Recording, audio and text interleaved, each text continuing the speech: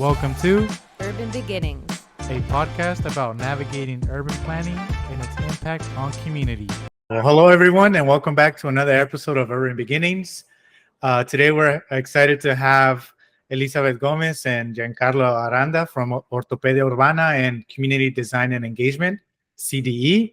In this episode, they will share their unique perspectives on transforming urban spaces, fostering community collaboration, and a deeper sense of a connection among residents. Hi Liz and hi Carlo. Would you guys be kind enough to introduce yourselves to our listeners, please? Yeah, thank you so much for inviting to us. We're so excited. I'm here, Elizabeth Gomez. I'm an industrial designer. I'm based in Guadalajara, and I have a master's degree in social innovation, and I have been involved in urban field for almost 10 years, and we're so excited to share with you our knowledge, advice, and thank you so much again. And my name is Giancarlo. I'm a filmmaker and creative director, and I do marketing sometimes too. And I ended up with Elizabeth doing this kind of projects for the community like 10 years ago. For sure. Perfect. Thank you. So let's get straight into it. Can you guys discuss Ortopedia Urbana and community design and engagement and its origins? Like, how did it start? How did you guys, bring these two entities, to life? What was the inspiration, and what were the primary goals and objectives of these two? Want to start, Elizabeth? Okay, yeah, for sure. And it's so exciting to talk about that because yesterday was our 10th anniversary. So I'm starting to remember myself just as a industrial designer thinking that how can I improve or how can I make a better cities with my own hands. And I remember that I'm start to looking for different methodologies and different actions 10 years ago.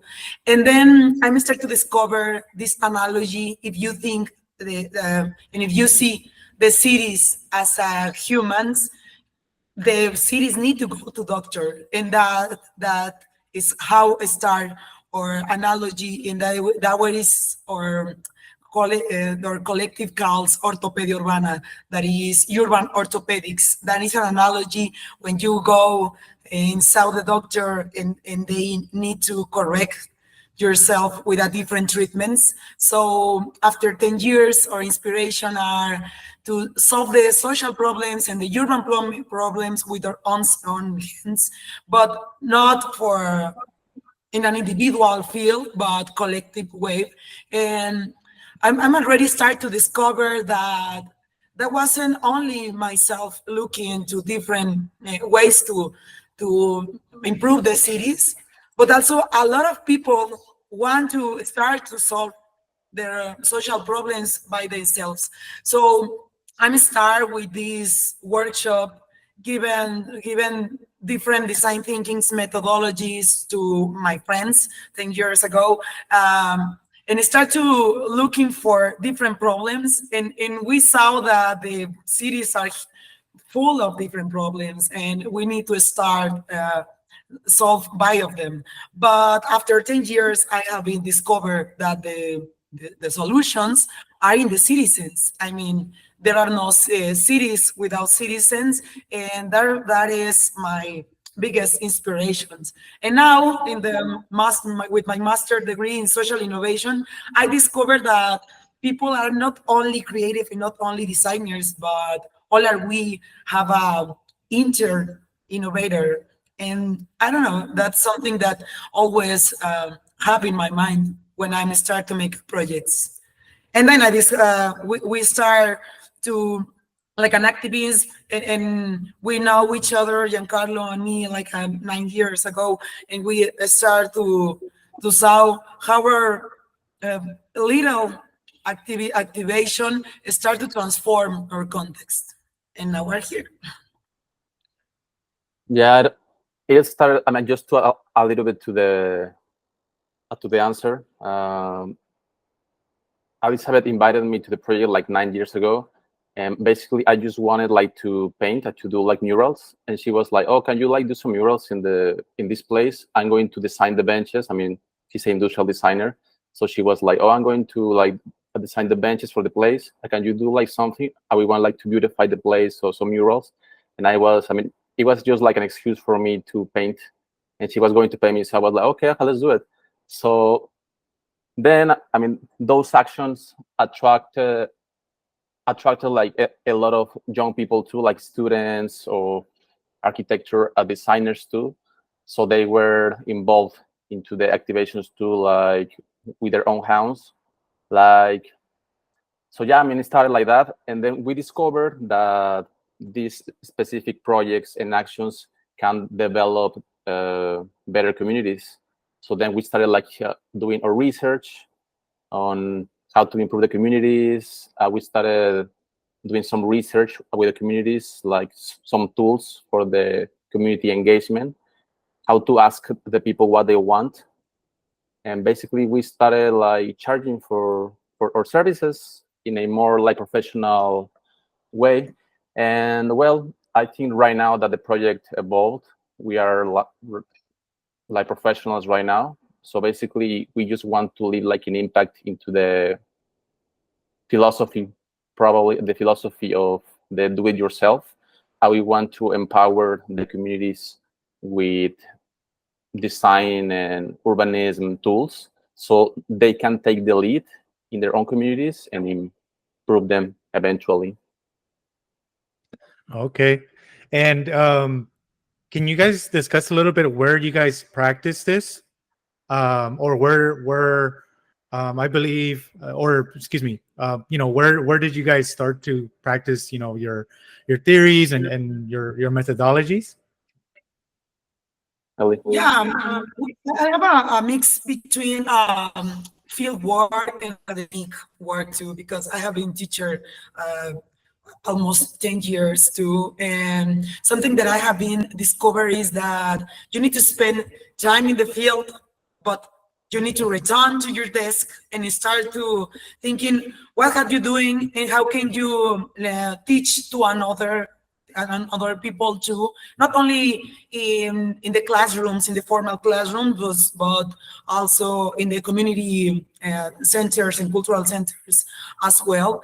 And I have been working almost yes, in Mexico, but based in Latin America as well.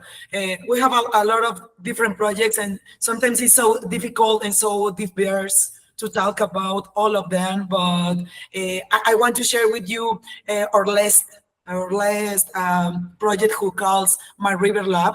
And now our interventions calls laboratories because there are based in experimentation. We don't know the whole things about the solutions and the urban field, but we like to saw the city as a laboratory when you can experiment and you can start to saw, and as any experiments, they're gonna start to observe and start to learn about the context. And My River Lab is a long-term project who is based in Tepatitlan. Tepatitlan is a small city near from the Guadalajara, like an hour almost. And they have a river, and they have a problem like almost every single city with a river that is isolated and so with a lot of pollution. And we start to thinking like, why the river have that state of now? And for the we start to think like maybe anyone have been saw the potential of the river, but no, actually a lot of people saw the potential of the river, but they are not linking between them. And sometimes the ideas and sometimes the actions are so individual. So My River Lab is a pretty good laboratory that starts to mapping these initiatives around the rivers, and it not only around sustainability projects, but also environmental or cultural or artistics. And then we start to link each other in different actions like urban festivals, or now we have been a system of pedagogical parks in now we discovered that the interventions that we do are called as placemaking, but at the beginning of our initiatives, we doesn't know even the context. We start to think like, given to the city almost 8 hours, come here and given to the river 2 or 3 hours for your time, and you can come and just activate the public spaces. But we have a lot of different projects as well. When we work with different communities, we start to mapping the problem, start to thinking, and defining the problem. We use a lot of design thinking tools, but also with a different creative tools too. But with the communities, we start to make this diagnosis and these mappings about the problems, and then we like to use this or methodology who calls self-inventory, when you can start to make a checklist about the resources that you have. Sometimes people doesn't have money or doesn't have infrastructure or tools, but they have knowledge or they have links or they have networks, and they will start to design the projects around the things that the people have.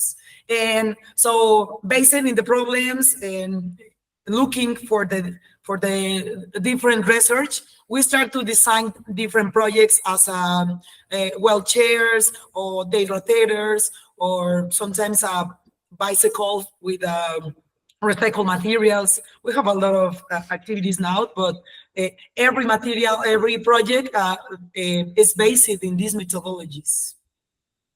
And in Guadalajara, in Latin America, in every place.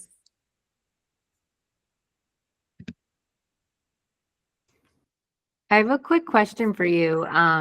You mentioned that you have your master's degree in social innovation, and I'm just curious, was the motivation to get the advanced degree in social innovation kind of born from, the work that you were already doing, or was it something that maybe like happened more organically? I would imagine that they both support each other, but yeah, it's just really interesting. I don't know anyone else that has a master's in social innovation. So I'm just curious if you could speak on that just a little more. Yeah, I'm from the third generation, so it's so new, that concept even in Mexico as well. And I think was more organic because, as I told you, I have been teacher and involved in this academic field, and I'm start to looking like how can I start to internalize or how can involve the research in my field work, and then. As I told my students, when are you looking for a master's degree? Sometimes you are looking for something that you already do. But I think that the masters need to give you different tools on the different directions. That's something that you don't have. For example, the social innovation involves public policy and wellness management as well, because I remember myself like 3 years ago, like thinking like maybe I can study cultural management, but that is something that I'm already do, and I don't know, sometimes we already do social innovation, but we don't know the whole field. And I remember talking with my thesis director, and she shared with me different programs and looking for the different programs. I was like, oh my God, that is something that we already do, but we need to professionalize as well right now. And if we want to make the next step, I'm already want to know about that. And now, as I told you, I'm so involved in public policy, and I'm so involved in wellness management as well, and in different indicators, and with another tools that I'm always lost in my field. Awesome. Thank you. Yeah, I love just hearing kind of people's stories and how they got to where they're at. And I feel like everyone, goes down their own unique pathway. So yeah, thanks for talking about that a little more. Yes, and I think that, that's like the next step, because the first one, it could be like you can like just improve the spaces. Could be like some kind of activation, but you are not actually like doing something real, in the law. And And that's the power of social innovation with the public policies, I think. Next step. For sure. All right. So you mentioned Mi Rio Lab, Elizabeth, and we've talked a little bit about, or not on the call here, but previous calls about Latin Labric. Can you elaborate a little more on that? Can you guys elaborate a little more on that? And it's so interesting to me because the Latin Labric, it is supposed to promote the Latino traditions through pretty much what we're discussing right now: art, design, placemaking, and most important, by the people.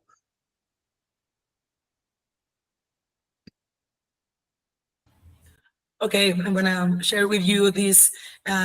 We already use the same methodology that as I told you. So Latin Labric is a citizen laboratory, but it's focused in the improve to the Latino traditions. So what Labric? Labrics are part of citizen innovation laboratories who is improve or promote for CEGIP, Secretaría General Iberoamericana. So it's a international policy who about around the open government, and they make these activities who calls citizen laboratories. So it's an open source methodology, and they start looking for a problem or for a different challenge. And for now, we start talking with you and with different Latino urbanists in California. We discovered that almost you have the most challenge around the traditions, but not only in the most common way. We need to start to looking for the roots, and we need to start to make this community engagement, because sometimes the community you have a big cities, you have a big country, and sometimes the Latino communities are so far away one each other. So we want to mapping these activities, and Latin Labric will have the first intervention in Florence Firestone community, and is in charge of these leaderships, Jonathan Pacheco Bell. That is something that I'm really admire, because he talks about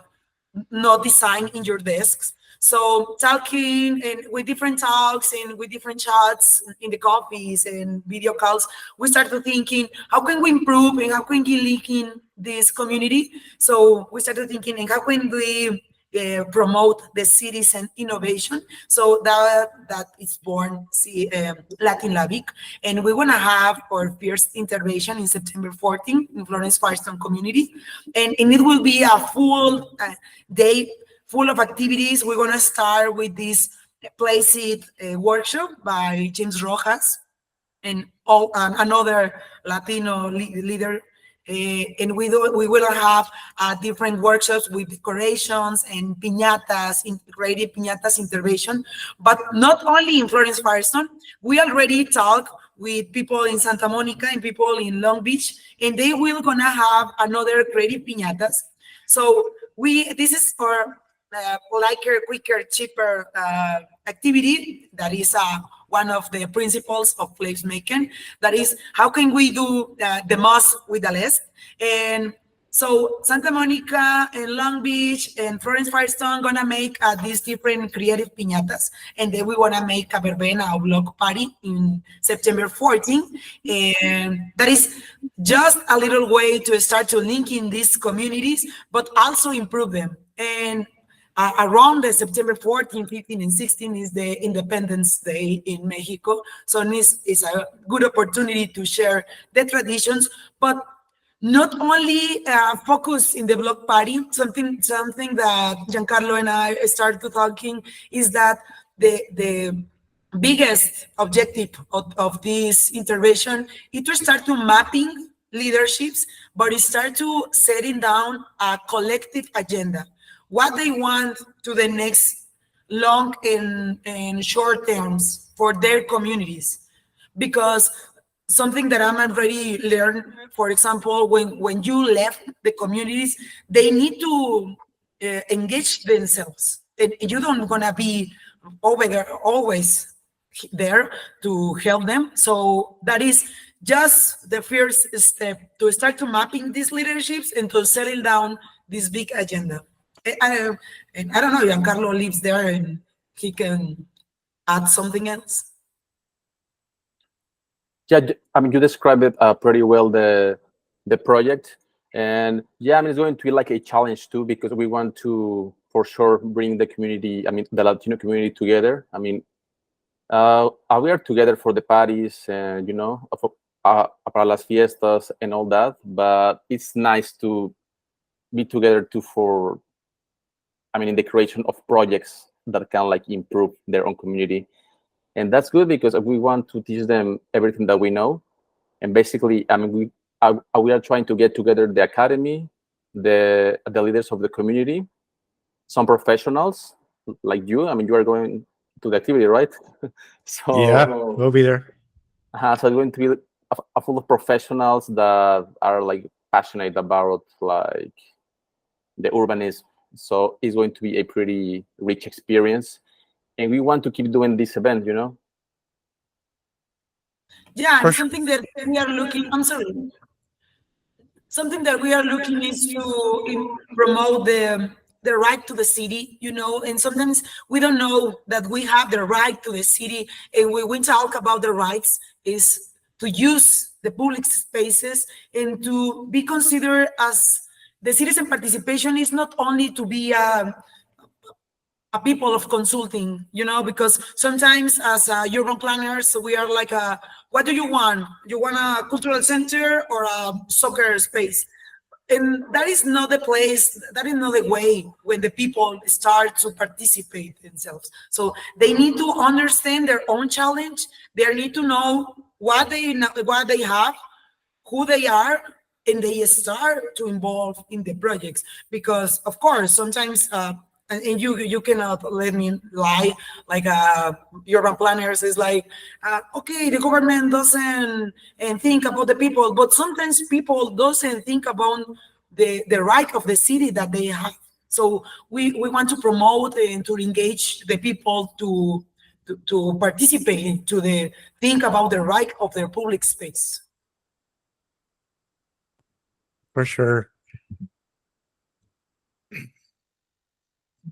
Blair, were you going to comment? Yeah, Oh. I mean, I love everything that you said. And I think, one thing that we've discussed a little bit is sort of that civic engagement piece and like, how do you get people to kind of show up and take ownership, right? And so I think that sometimes we miss sort of those critical moments, like, while we're growing up, to like really participate actively in building community and taking ownership of our public spaces. And so I don't think you're ever, too old to be involved in that, but like, it is really important to really lay the groundwork. And so all this work really excites me. You mentioned, collective agenda and mapping, and yeah, it's just stuff that I think we can all stand behind and get really excited about. That kind of brings us into the next question, as you start to maybe scale and bring these methodologies to other places, in terms of bringing methods and practices to other regions with either similar communities or maybe communities that like maybe have similar histories but might be really different, if we're looking at it through like a place-based lens. How do you kind of adjust and work through, sort of knowing that you're coming to a place and maybe, not having all the background knowledge necessarily, or working with folks that you haven't worked with before? Yeah. How do you just like, I don't want to call it like replicating, but like, how do you sort of do what you're doing in other places and make it kind of work? Yeah, for sure. I'm sorry. Go ahead. Go ahead. You can start. I can elaborate.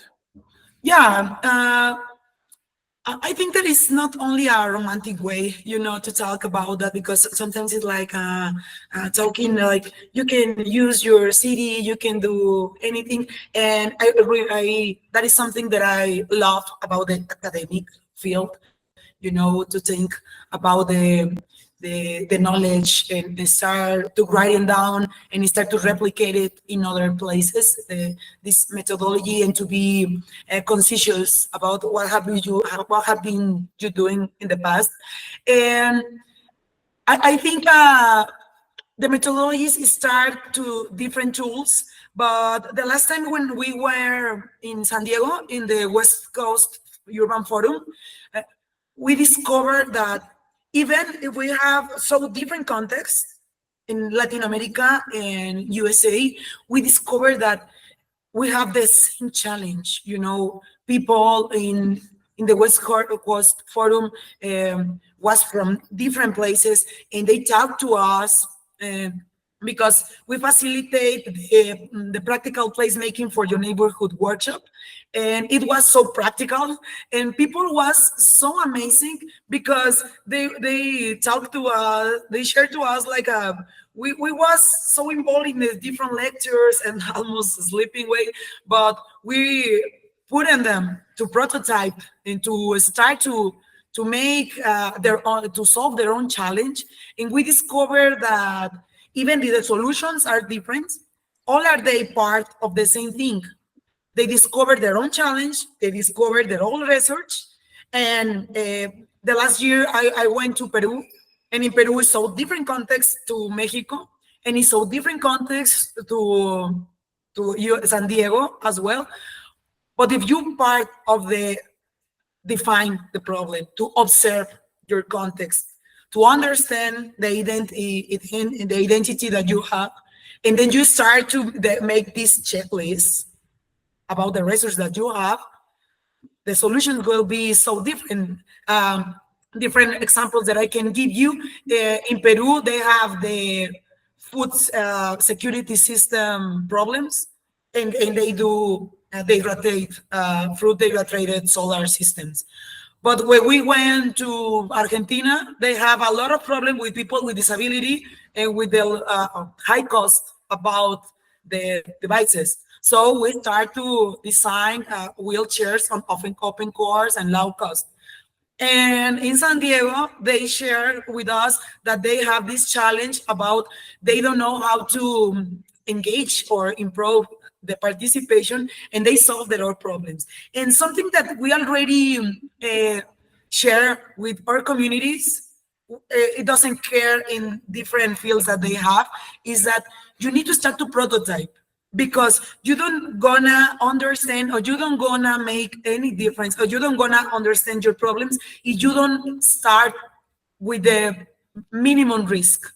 So prototype is something so international. I mean, it's because I'm industrial designer, and sometimes I need to make something more material. And prototype means not only to building something, but prototype means like start a podcast, start to make a flyer or whatever. I don't know if you want to say something or add something, Ian. Yeah, I mean, we can like tropicalize the project for sure. I mean, every place is going to have a different problems. In here, we can encounter something that probably is not happening in Mexico, like the racism in here. In there, we have the classism for sure in the whole country. But in here, we have the classism, and we have the racism, and we have another factors like the homeless population too. It's another strong topic. So the problems are different, but the solutions are always with the community. That's why the theory of Jonathan Pacheco is so powerful, because you actually need to go to the streets, and everybody have an opinion. I mean, if you ask to the guy that sells liquor in the store, if you ask him, hey, what do you think is happening in the neighborhood? If he lives in the area, he's going to tell you everything, at the gossip, the robbery cases, the discrimination. So basically, you need to ask the community, and they are going to let you know what is going on, what is happening. And based on that, you need to strategize and establish a methodology based on pretty punctual activities, so you can like really attack these problems.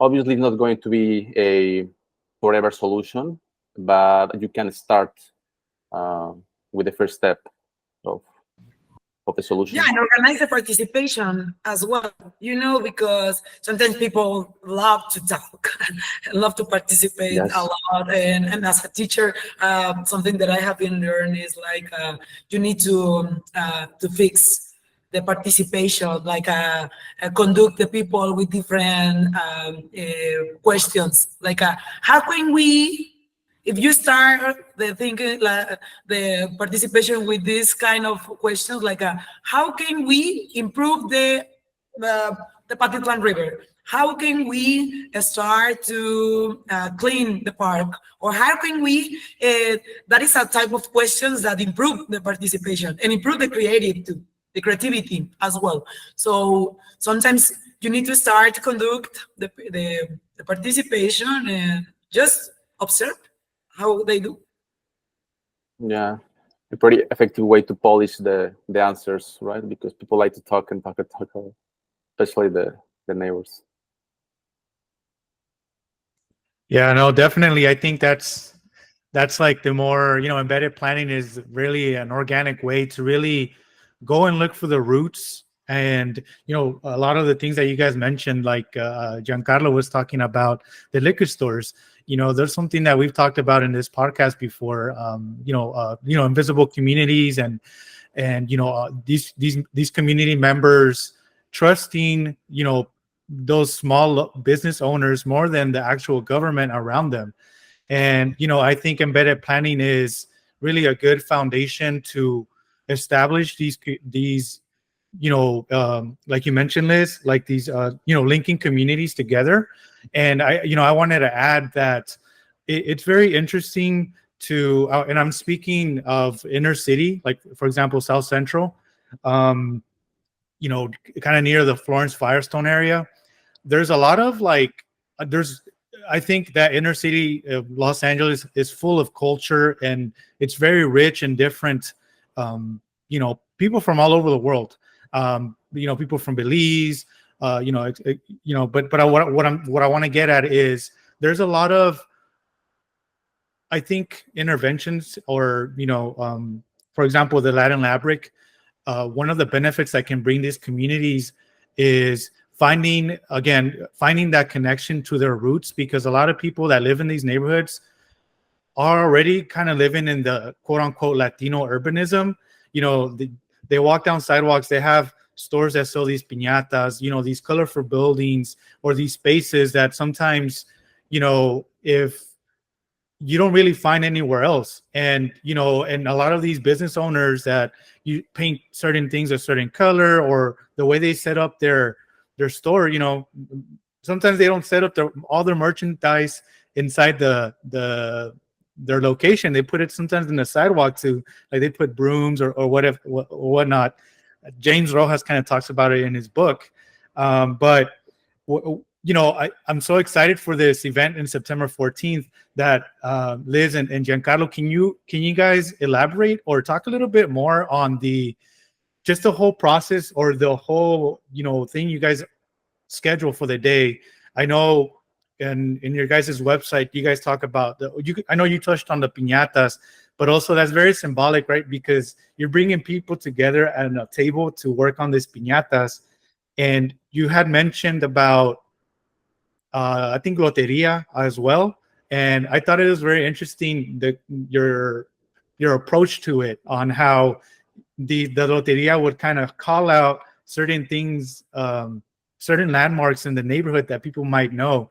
And I think that creates a sense of ownership. So if you can talk a little bit more about the what's on the on the schedule for this community, September 24th. I mean 14th. Yeah, yeah, for sure. That is so amazing, because we have been talking with different leaderships for almost 3 or 4 months ago. So we started to make this checklist about that, what we have and how can we to make this intervention with a huge impact. So we discovered that Latino roots are in the streets. The block parties, that, as you know, calls verbenas in Latin America. That is just a party in the streets, and so informal and so organic. So we start to discover, to thinking about these iconic ways to linking people. And for example, like almost 5 years ago, we make this methodology here in Guadalajara, and we start with an open call with different artists who made a different intervention in 10 piñatas. And then in a different neighborhood, and then we broken them in a block party in another neighborhood, and one piñata have full of wishes. So the neighbors send them different wishes to the people. It was so inspired when the people broke the piñata and read in the high voice the wishes that on another neighborhood. That is a different way to start to linking communities. So September 14 going to start with a Placeit workshop. We wanna with this James Rojas methodology, and it's open for everyone. So we're gonna start to dream about or the dream or neighbor dreams, and then we're gonna start to decoration the place. We're gonna give a different workshops with a papel picado decorations workshops, and then we're gonna start to decorate a piñata. So we wanna have another intervention with a kermesse for Florence Firestone community as well. So we wanna make this mix, and then the lottery of the neighborhood gonna start to share the different leaderships and different icons of the Florence Firestones. It's gonna be a good party. It's gonna be a good celebration around the Latin celebrations as well.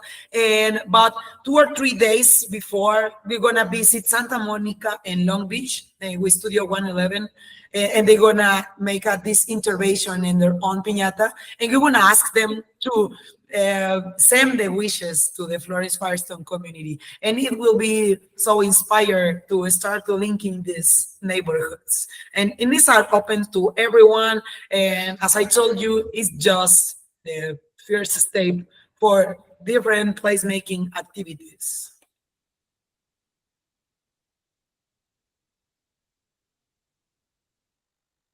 Thank you. And yeah, so I'm very excited. I can't wait to see you out there, and just I believe that this will really provide even more tools than the addition to what already the Florence Firestone organization is doing, and what Jonathan is doing for that community, really to help enlighten the community, because there's this thing in urban planning, or a lot of people know about, which is gentrification. And I feel like workshops like this really help the residents understand their value in their voice, their value in the place they live, and as well it empowers them to really speak up for themselves when for example, new business kind of comes in, and not in a in a bad intentional way, but also question like, hey, will this, can they see new businesses say maybe they can empower themselves to open their own business, and just kind of also put their identity out there, because we don't want, as planners, or even me as in my own, where I live, or where I grew up, I don't want the community's character to change. We want to preserve as well. Obviously things evolve during time, but I think practices like this, the things that you guys are doing in Guadalajara, and pretty much internationally, can really help empower communities. So thank you.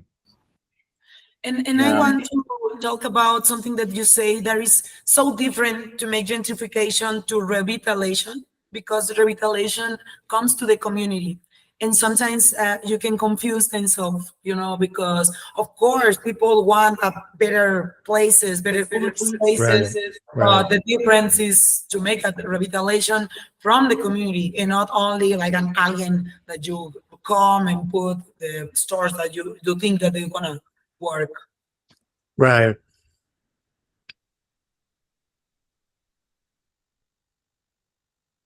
So yeah, I mean, so we covered a lot. Thank you for you guys' time. Again, I'm looking forward to September 14th.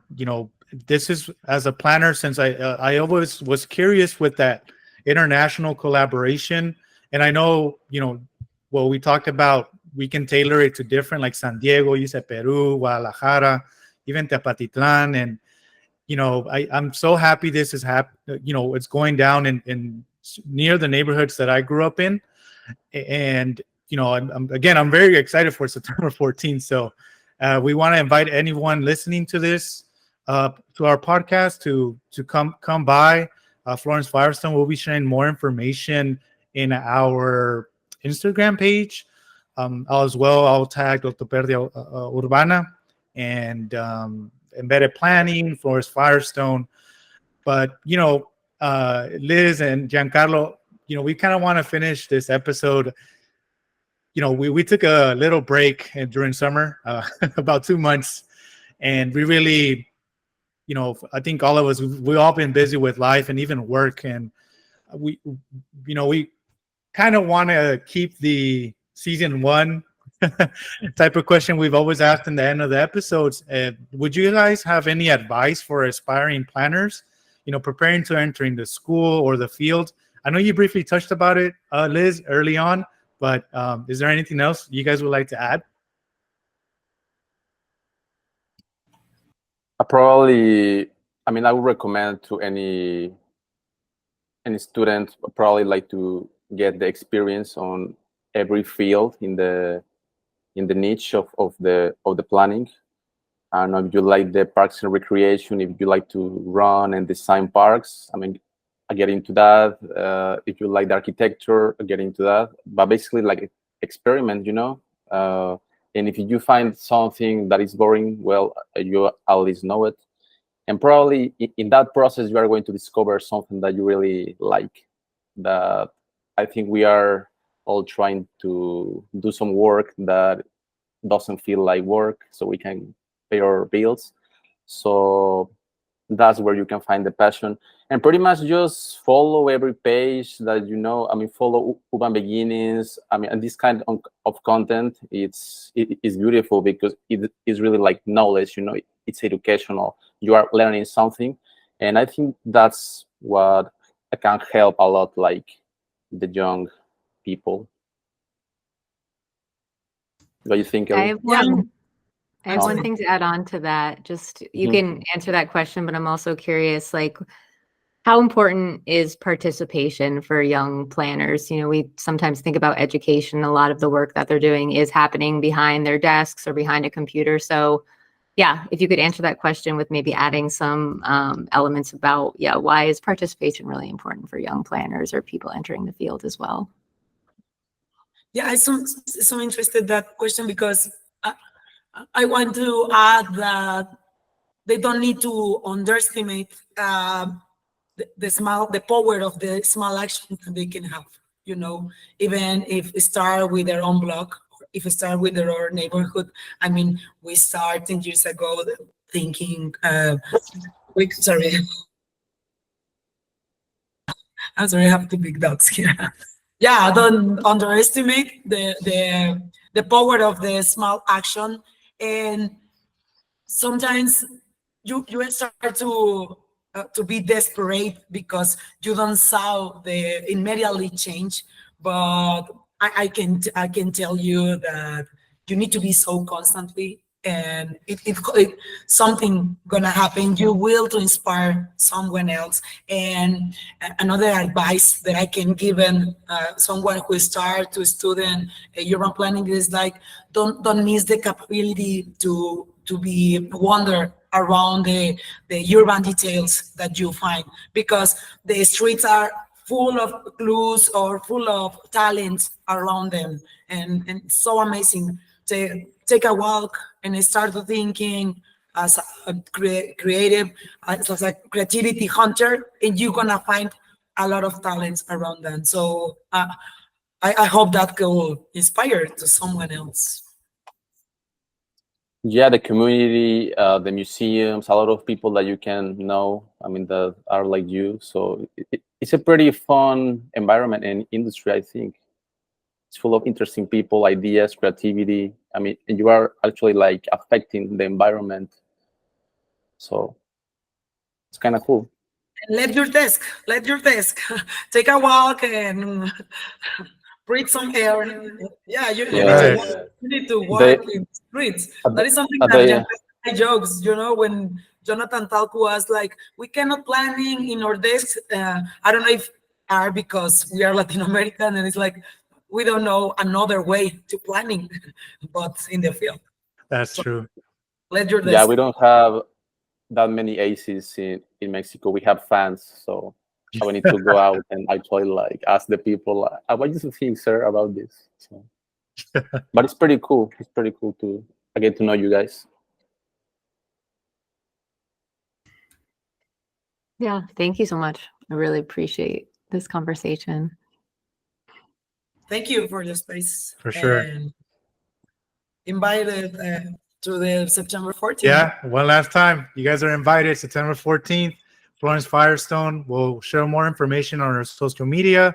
And again, I want to say a big thank you to Elizabeth and Giancarlo and Blair to, setting some time and really talking about this and, sharing it more to the public out there. So hopefully you guys find this information useful and it inspires you to maybe reach out to us, Elizabeth and Giancarlo, to maybe practice this stuff in your guys' community. I hope to one day bring it to Bakersfield or even Sacramento or anywhere. So It's going to happen, yes. Yeah, and so we got to reconnect people back to the roots and connect other communities together. So again, thank you, everybody. Thank you. Thank you, guys. It was a All pleasure, Rogelio. Thank you there for the invitation. Your project is so inspiring. It's a pleasure for us to be here. Gracias.